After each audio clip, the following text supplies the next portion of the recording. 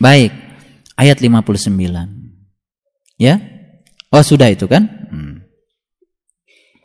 Ayat 60 sekarang.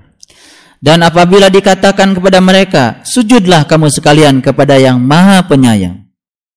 Mereka menjawab, siapakah yang Maha Penyayang itu? Apakah kami akan sujud kepada Tuhan yang kamu perintahkan kepada kami? Dan menambah mereka jauh dari iman. Jadi ketika disuruh bersujud, kalau orang-orang yang cerdas spiritualnya, dia bertanya, kepada siapa saya harus bersujud? Tapi orang yang tidak pernah cerdas spiritualnya disuruh sujud, sujud saja. Tapi sujudnya malah menjauhkan dia dari Tuhan. Jadi hati-hati. Tidak semua orang sujud menjadi dekat dengan Tuhan. Karena sujud yang dia lakukan bisa jadi menganggap dia sudah melakukan tindakan yang sebaik-baiknya. Padahal dia tidak mengerti kepada siapa dia bersujud. Ada yang jujur mengatakan pada saya, Bapak, ketika Bapak sholat, siapa yang Bapak ingat? Beliau mengatakan, semuanya ingat Pak, kecuali Allah. Semuanya ingat kecuali Allah. Padahal harusnya ingat Allah, harusnya. Betul nggak? Hanya mengingat Allah, yang selainnya tidak saya ingat. Kan harusnya begitu. Dia mengatakan semuanya ingat Pak, kecuali Allah yang tidak saya ingat.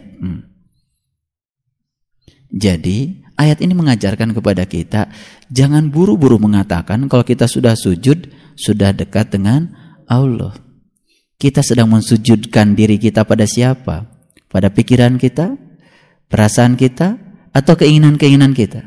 Banyak gak orang yang sujud tengah malam tahajud karena dia berharap sesuatu dari Allah? Banyak? Sedang bersujud pada apa dia? Dia sedang bersujud pada keinginannya.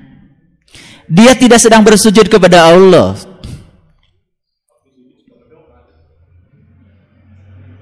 Tapi ketika sujud doanya apa?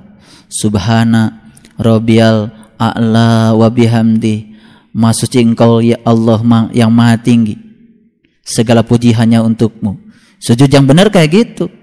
Kenapa? Maha suci Engkau zat yang maha tinggi, segala puji hanya milikmu. Apa artinya? Tak ada jasa. Aku bisa sujud pun bukan karena aku sedang disujudkan oleh Engkau. Wa bihamdi, karena segala puji hanya milikmu. Tidak ada jasa aku. Kalau aku memberi kepada masjid bukan karena jasa aku, karena aku sedang menggunakan aku untuk memberi kepada dia. Kalau aku menafkahi anak istriku bukan karena aku hebat sebagai suami yang hebat, suami setia, bukan. Karena engkau sedang menggunakan aku sebagai kepanjangan tanganmu untuk menyampaikan kasih sayangmu kepada anak istriku. Semakin kita melepaskan semuanya, bahwa saya tidak pernah melakukan kebaikan apapun, alhamdulillah kita makin sempurna. Semakin kita sering mengucapkan alhamdulillah, tapi semakin mencengkram bahwa ini kalau tidak ada saya, kalau ini kan bukan saya, sebenarnya kita sedang menjauhkan diri kita dari alhamdulillah. Saya ingin mengajarkan pada hari ini, ternyata tidak semua orang sujud dekat dengan Allah. Tidak semua orang ruku dekat dengan Allah. Tergantung dia sujudkan dan rukukan pada siapa. Apalagi ketika dia berdiri dengan gagahnya, karena merasa sebagai orang yang paling ahli sujud, sebagai yang paling ahli ruku, sehingga dia menjas orang lain yang belum sujud dan ruku, sehingga dia belum sujud dan belum ruku. Jangan-jangan kita setiap hari sering melakukan tindakan yang sepertinya kita sedang mengabdikan diri kepada Allah, tapi Allah tidak merasa kalau kita mengabdikan diri padanya.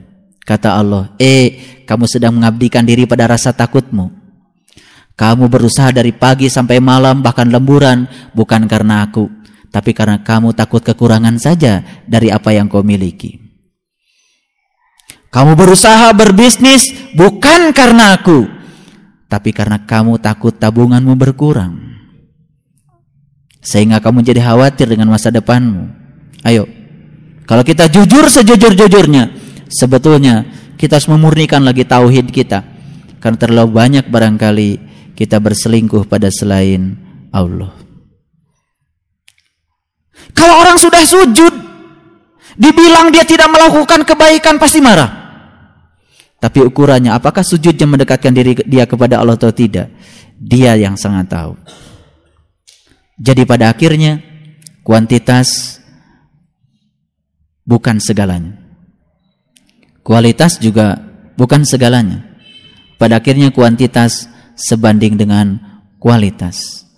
Kita sudah melakukan ritual agama sesuai dengan syariatnya, dan kita dorong supaya semua ritual itu mendorong kita juga untuk semakin berkualitas. Dan itu penting untuk kita perhatikan, karena ada ayat yang mengatakan belum tentu sujud itu menyebabkan kita menjadi dekat kepada Allah. Sujud kita kepada siapa? Subhanallah. Makanya di bagian yang ke-63, coba lihat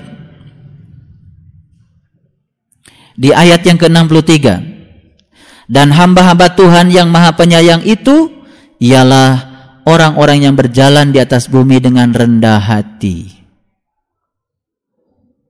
Dan apabila orang-orang jahil menyapa mereka, mereka mengucapkan kata-kata yang baik. Indah? Indah sekali. Kalau orang yang sudah dalam dirinya penuh cinta, penuh kasih, dia berjalan di muka bumi ini dengan tawadhu, rendah hati seperti air. Air selalu mengalir ke tempat yang rendah. Air selalu mencari tempat yang seimbang untuk dia tinggal. Betul? Luar biasa. Air selalu lembut.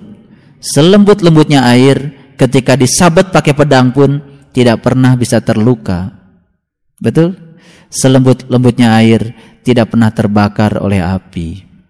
Orang yang sudah selembut air mengalir seperti air ke tempat yang rendah, mencari tempat yang setimbang, bukan sekedar tawadhu. Kata Allah, jikapun ada orang yang marah pada dia, dia tidak marah. Jikapun ada orang jahil, ada orang yang memfitnah dia, dia juga tidak balik memfitnah. Dia kelola semua menjadi bahan-bahan pertumbuhan spiritual. Luar biasa. Saya simpulkan dulu. Jadi ternyata Allah kasih dulu kepada kita ayatul mubayyinah, tanda-tanda Dia yang bisa memberikan pencerahan kepada kita. Apa wujudnya? Allahu nurus samawati wal ard, dan seterusnya. Betul? Kemudian diperkuat lagi dengan apa? Kita disuruh untuk memperkokoh diri dengan bertasbih pagi dan petang di tempat-tempat yang sudah dimuliakan oleh Allah untuk bertasbih. Setelah itu Allah akan berikan kepada kita rezeki yang tanpa batas, bighairi hisab. Apa rezeki yang tanpa batas? Allah itu sendiri. Ketika Allah sudah hadir menjadi rezeki yang agung pada diri kita, sifatnya melekat pada diri kita, Ar-Rahman, Ar-Rahim, Al-Malik. Sifat-sifat itu mewujud menjadi kasih sayang pada diri kita. Ketika sudah bisa berkasih sayang, subhanallah, maka kita bisa menjadikan kasih sayang ini sebagai indikator untuk mengukur seberapa dekat kita dengan Allah. Maka orang yang seperti ini, kata Allah, dia akan senantiasa berjalan di muka bumi ini seperti air, tawadhu, rendah hati, dan ketika pun ada orang yang jahil mengganggunya, dia senantiasa berkata yang baik. Berkata baik pada orang yang baik itu biasa, tapi berkata baik pada orang-orang yang tidak baik, inilah sifat-sifatnya hamba Allah yang penuh kasih. Disebutnya juga ibadur rahman. Mari kita jadikan diri kita sebagai ibadur rahman, hamba-hamba Allah yang penuh kasih. Lihat ayat 64. Dan orang yang melalui malam hari dengan bersujud dan berdiri untuk Tuhan mereka. Inilah gongnya pengajian kita saat ini. Bersujud dan berdiri untuk Tuhan mereka. Bukan berdiri dan sujud untuk keinginan-keinginan mereka. Bukan berdiri dan sujud untuk hawa nafsu mereka. Bukan berdiri dan sujud untuk mengatur Tuhan mereka. Ayo, berapa banyak orang bangun malam, sujud dan berdiri untuk mengatur Tuhan mereka, untuk mendikte Tuhan mereka, untuk menuluskan hawa nafsu mereka. Sesungguhnya sujud yang semacam itu tidak akan pernah mendekatkan dia kepada Allah, bahkan akan semakin menjauhkan dia dari Allah. Qul hal nunabbi'ukum bil ahsyarina amala. Inginkah aku kabarkan kepadamu tentang orang-orang yang paling merugi amalannya? Alladzina dhalla sa'yuhum fil hayati dunya wa hum yahsabuna annahum yuhsinuna sun'a. Yaitu orang-orang yang telah sia-sia perbuatannya dalam kehidupan di semesta ini, sementara ia menyangka kalau dia telah berbuat sebaik-baiknya.